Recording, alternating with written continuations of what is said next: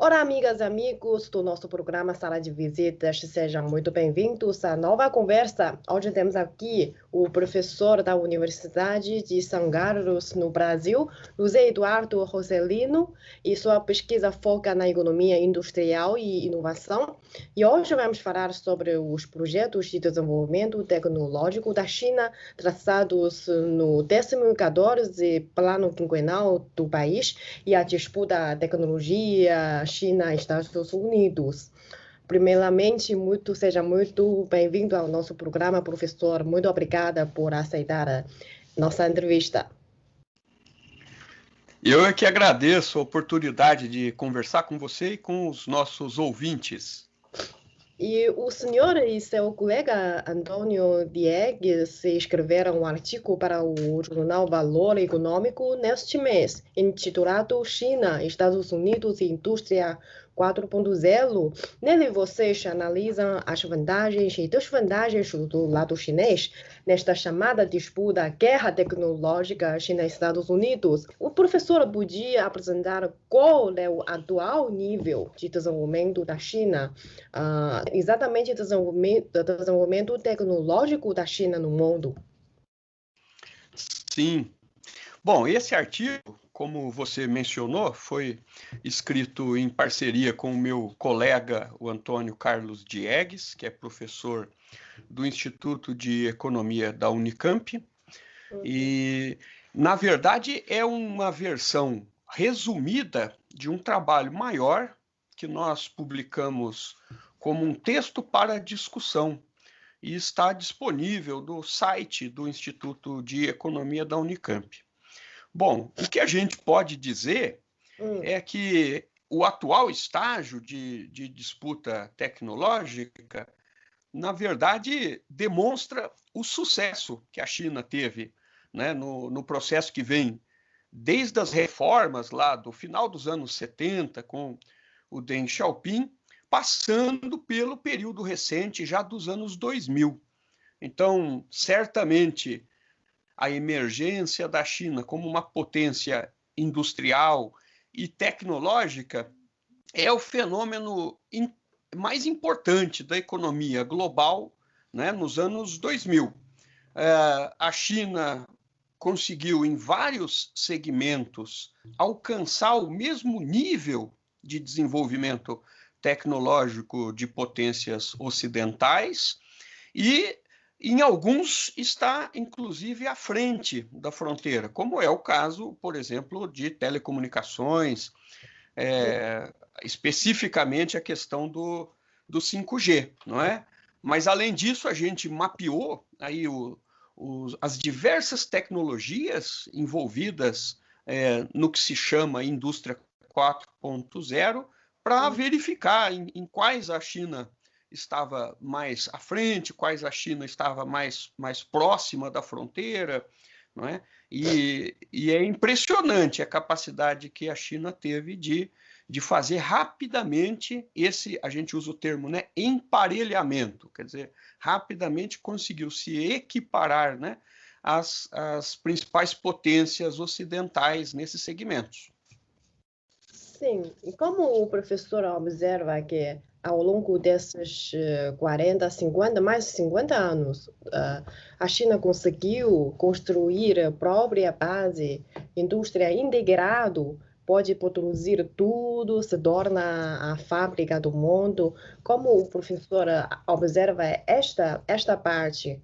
Isso, eu acho que, como eu mencionei aqui, né, as reformas econômicas a partir do Deng Xiaoping, elas foram muito bem sucedidas em se aproveitar do movimento de globalização, né, do movimento no qual as empresas, as grandes corporações globais buscavam transferir elos das suas cadeias produtivas para outros lugares do mundo. A China foi muito eficiente em atrair esses elos, né, produtivos de grandes corporações globais, mas não apenas isso. Foi capaz de, a partir dessa estratégia, fazer um desenvolvimento interno, né? Quer dizer, promover o aprendizado tecnológico com base em políticas industriais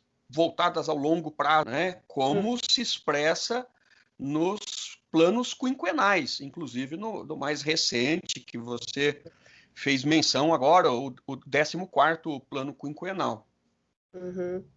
O professor, como um observador atento na economia chinesa, já mencionou sobre a divulgação deste 14º, 14º? 14º, eu falei errado na vinheta. 14º, desculpe, gente. 14º Plano Quinquenal da China, na sessão da Assembleia Popular Nacional, que traça as principais áreas de desenvolvimento do país entre 2021 e 2025. E além de abordar questões como desenvolvimento rural e cuidado dos idosos, plano da prioridade 100% à inovação tecnológica, com destaque nos setores de inteligência artificial, mais detalhadamente a produção de chips e informação gênica e circuito integrado, entre outros. E como o professor analisa a estratégia da China nesses próximos 5 anos? Sim, bom, como todo pesquisador atento, né, às questões de tecnologia, de inovação, a gente tem que prestar muita atenção no que a China vem fazendo, né? Em especial, muita atenção à divulgação dos aspectos principais do plano quinquenal. Então, eu entendo que a resposta da China a esse novo contexto é muito coerente, é muito adequada. E isso está apresentado no plano quinquenal. Quer dizer, existe uma preocupação no sentido de se reforçar a importância do mercado interno chinês, né, que vem junto com uma preocupação em ampliar o padrão de vida da população, ampliar o poder de compra, né, das famílias chinesas. Quer dizer, nenhum país do mundo conseguiu aumentar tanto o poder de compra das famílias nas décadas quanto a China. Então, a gente verifica que isso faz um projeto de longo prazo, que significa melhorar as condições socioeconômicas da população chinesa, não é? Tem as metas que foram cumpridas agora de erradicação da pobreza extrema na China, né? Uma questão que é fundamental na estratégia do Xi Jinping, né? Então, isso é coerente, reforçar a importância do mercado interno. Quer dizer, a China está cada vez mais produzindo para um mercado interno que é muito forte e que cresce na medida em que cresce o poder de compra das pessoas, ampliar também serviços sociais à população, não é? E isso também em resposta também à questão da disputa tecnológica, também uma estratégia bastante coerente de reduzir a dependência, não é? Sobretudo no segmento de semicondutores. Então, é onde a estratégia dos Estados Unidos tenta afetar mais precisamente a Huawei, né, no fornecimento de semicondutores, e a China vem investindo bastante na sua própria indústria de semicondutores, né, para diminuir essa dependência. Então, são valores que nós observamos aqui que são realmente muito impressionantes dos investimentos que estão sendo feitos para que a China supere, no caso específico de semicondutores. Eu não duvido que com esses investimentos a China consiga também fazer, nesse segmento dos semicondutores, alcançar a fronteira tecnológica. E esse investimento na pesquisa e desenvolvimento da China já atinge um novo patamar para acelerar pesquisas, especialmente no semicondutor. E podemos dizer que essas prioridades da China são uma resposta a restrições tecnológicas dos Estados Unidos, mas por que os países necessitam fazer essas competições em pesquisa e desenvolvimento tecnológico e por quais razões um país lança o bloqueio tecnológico em outro? Essa é uma questão complicada, né? Porque ao mesmo tempo que essas tecnologias, elas, vamos dizer, elas servem à sociedade, não é? Elas desempenham funções que são importantes para melhorar os serviços, né, oferecidos aos cidadãos, a oferecer soluções inteligentes em serviços públicos e tal. Essas tecnologias, elas fazem parte também de um processo de concorrência entre grandes empresas, não é? Então, no caso, os Estados Unidos estão protegendo interesses das suas grandes empresas, né? Há de se dizer, eles, na verdade, perderam terreno nos últimos anos na questão dos semicondutores. Eles também dependem muito de semicondutores importados. Hoje, praticamente 90% dos semicondutores que os americanos necessitam, eles têm que importar, né? Eles têm que importar especialmente da Ásia, não é? Então, eles também estão preocupados lá em diminuir a dependência deles de semicondutores. Então, um dos pontos dessa disputa comercial está na tentativa de bloquear a aquisição por parte da China de equipamentos que são máquinas para produzir os semicondutores, que no caso são produzidas por uma empresa de capital holandês. Exatamente, e os americanos fazem pressão hoje sobre essas empresas para que não vendam esses equipamentos para as empresas chinesas. Agora, isso traz prejuízos importantes, porque hoje em dia as empresas de telecomunicação da China são também um dos mercados mais importantes do mundo para essas empresas. Então, é uma disputa que, na verdade, evidencia o interesse dos governos de tentar favorecer as suas grandes empresas num contexto de concorrência internacional. É uma pena.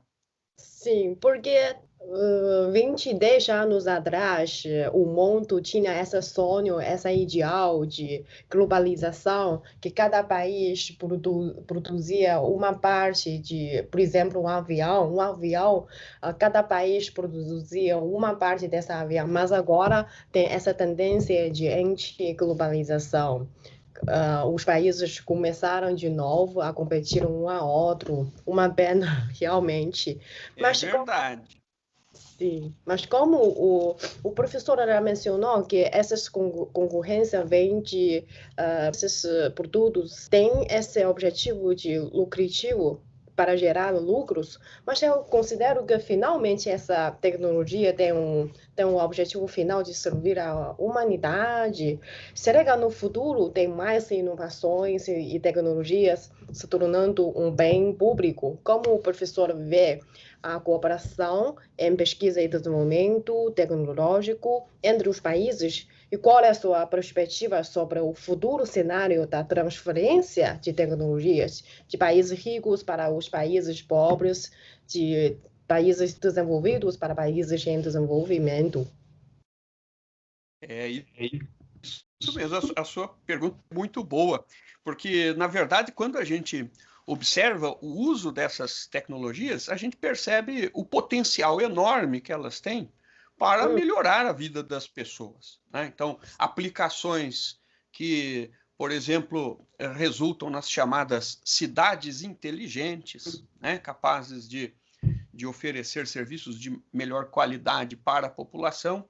E o uso dessas tecnologias, ela de fato pode melhorar muito aspectos das próprias políticas, vamos dizer, sociais, né? E eu vou pegar, por exemplo, o caso em que a China se utilizou dessas tecnologias de uma forma bastante eficiente e extraordinária, exatamente no controle da pandemia do coronavírus. Então, acho que a China deu um exemplo para o mundo na forma de se combater a pandemia fazendo uso dessas tecnologias, permitindo rastrear, né, a transmissão do vírus, permitindo controlar a tecnologia, a difusão da doença, da pandemia, de uma forma que é exemplar. E eu acho que o mundo tem que aprender com esse uso que foi feito da tecnologia, no caso chinês. Uhum. E também essas tecnologias sempre fornecem um novo modelo de negócios. Por exemplo, em Alibaba, durante a pandemia, a gente pode fazer compras mais fácil por lives ao vivo, a gente faz compras. A tecnologia muda a nossa vida. Antes, a China podia desenvolver dessa forma, é porque no passado, muitos países europeus, também empresas norte-americanas, passam muitas tecnologias à China. O professor pode falar mais sobre as suas perspectivas e expectativas sobre essa transferência de tecnologia? Sim, eu acho que exatamente o maior feito da China foi saber incorporar essas tecnologias a partir do processo de reforma e abertura, não é? Então, junto com investimentos muito importantes no seu sistema de ciência, tecnologia e inovação, não é? Com investimentos muito importantes nas universidades chinesas, né, na Academia Chinesa de Ciências, soube incorporar, a partir dessa integração nas cadeias globais, a tecnologia, né, das grandes corporações ocidentais, né? Então, esse processo de aprendizado tecnológico da China na verdade, resultado de uma estratégia, né? Uma estratégia nacional, a estratégia de longo prazo expressa nos seus planos quinquenais, e é realmente surpreendente ver a forma como esses planos foram bem executados, foram se modificando ao longo do tempo, de acordo com as circunstâncias, como é o caso agora, em que o 14º plano quinquenal ele já incorpora a necessidade de se reavaliar algumas estratégias, de se readequar a esse contexto atual, que é um contexto que alguns denominam de desglobalização, não é? Então, há, por parte das economias ocidentais, sobretudo dos Estados Unidos, um objetivo expresso, né? Inclusive de forma muito agressiva no governo Trump, mas que não deve mudar muito agora no governo Biden, provavelmente o tom, né, aquela forma mais agressiva possa ceder um pouco espaço. Mas os americanos, de fato, estão preocupados com esse processo, né, no qual eles enxergam a emergência da China como uma ameaça, né, à sua posição hegemônica no mundo e tal. Então, esse movimento de desglobalização, de certa forma, responde a isso. Falando sobre essa cooperação em desenvolvimento de tecnologias, eu penso que as tecnologias relativas à energia limpa são um bom exemplo com o objetivo de proteger o meio ambiente e também salvar o nosso planeta. O Brasil é muito avanço nesse aspecto. O professor acha que em quais áreas a China e o Brasil podem cooperar mais e desenvolver juntos as novas tecnologias? Muito bacana. Essa questão é muito interessante, porque, na verdade, você já apontou um segmento em que essa cooperação não só é muito desejável, mas como ela já ocorre, de certa forma, porque o setor de energia é um setor no qual tanto o Brasil quanto a China, né, têm já experiências exitosas. No caso do Brasil, com combustíveis renováveis, né, o uso do álcool, do etanol como combustível, que é uma experiência bem sucedida do Brasil em direção a uma energia mais limpa, né, quanto a presença já de empresas chinesas no setor elétrico do Brasil, né? Então, a China hoje tem liderança também na geração de energia fotovoltaica, de energia de origem eólica. E hoje, né, o investimento chinês no Brasil já ocupa um espaço muito importante no segmento de energia, né, sobretudo com a presença aqui de empresas que hoje pertencem à State Grid, né, e que já desenvolvem aqui no Brasil projetos voltados à questão ambiental, projetos muito interessantes voltados à energia solar e fotovoltaica, não é? E também eólica. E acho que a gente tem também muito que aprender nesse caso, né, com relação à questão dos automóveis elétricos, em que a China também tem já uma presença muito importante. Nós temos aqui na região em que eu moro, aqui em Campinas, já a BYD, né, uma empresa, exatamente, uma empresa que é líder nesse segmento. Aqui no Brasil, por enquanto, ela produz apenas os ônibus, né, não produz ainda os automóveis de passeio, os automóveis de passageiros, como ela produz aí na China, onde eu tive, inclusive, a oportunidade de visitar a empresa em Shenzhen, e é muito impressionante o que tem sido feito lá em termos de automóveis elétricos, de trens também, né, de metrôs, é muito impressionante. Sim, o professor visitou a China em 2019, um pouco antes da pandemia.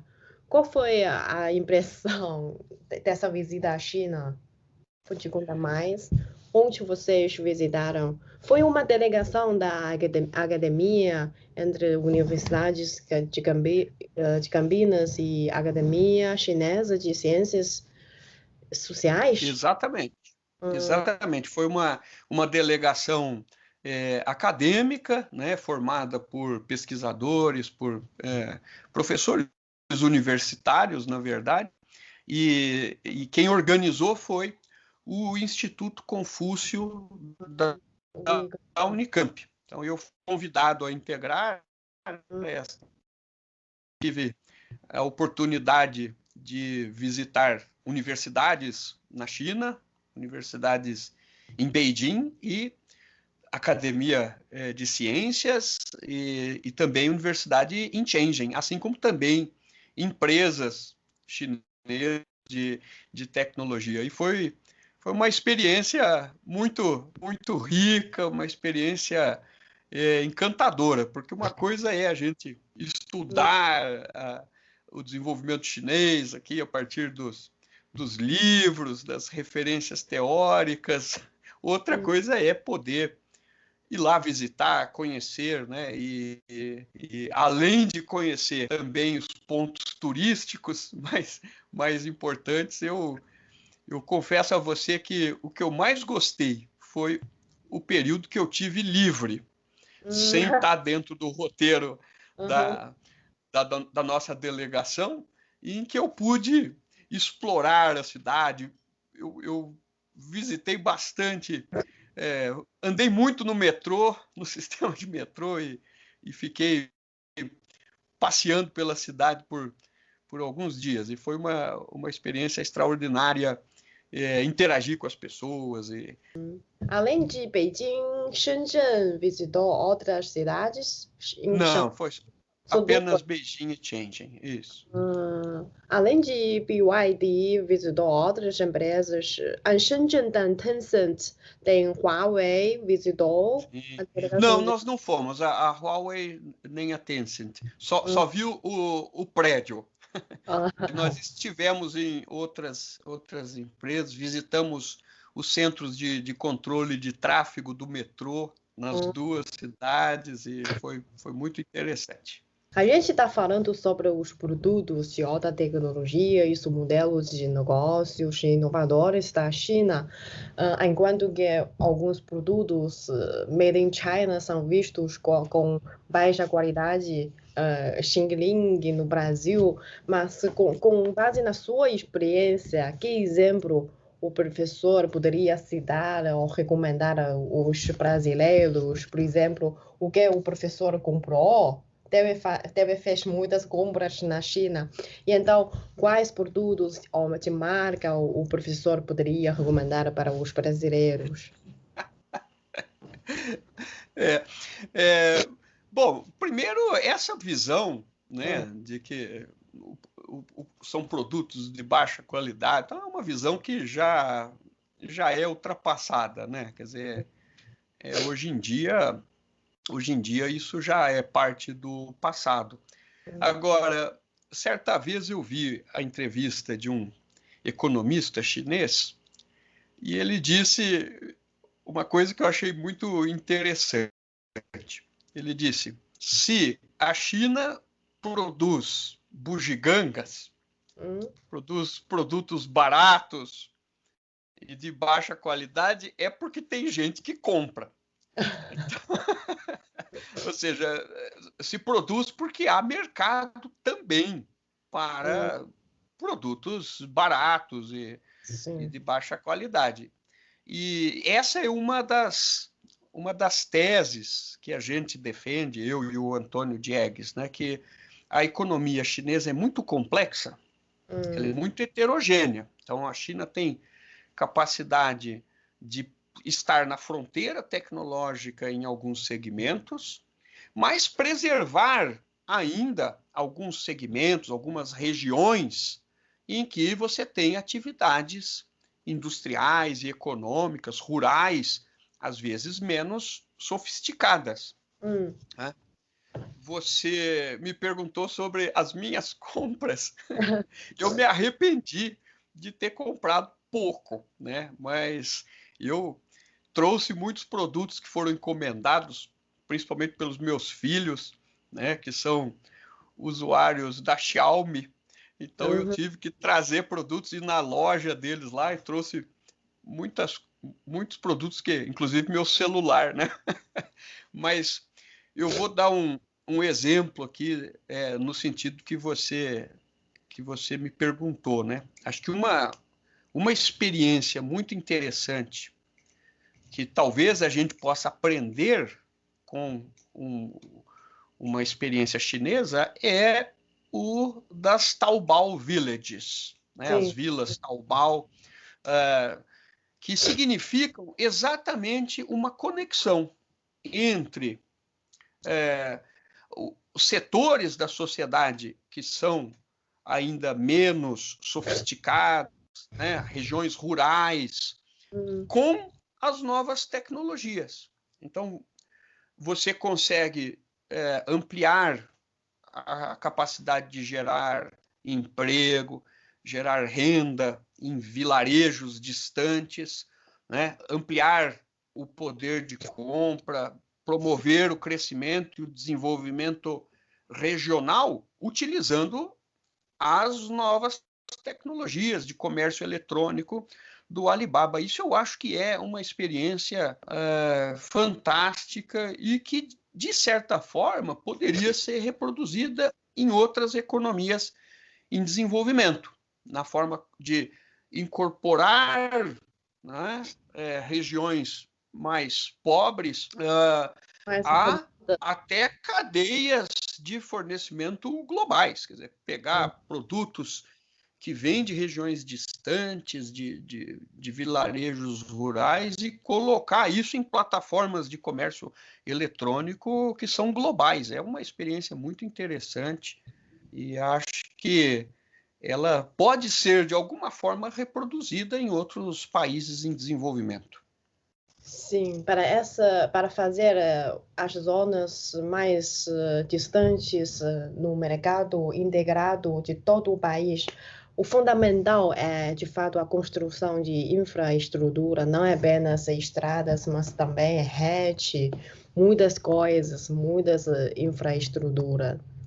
É uma Exatamente. Infraestrutura de comunicação, né? de informação e comunicação. E aí a gente, de novo, vê a importância das tecnologias, né? de 5G, as tecnologias de telecomunicações, para promover esse desenvolvimento regional mais equilibrado.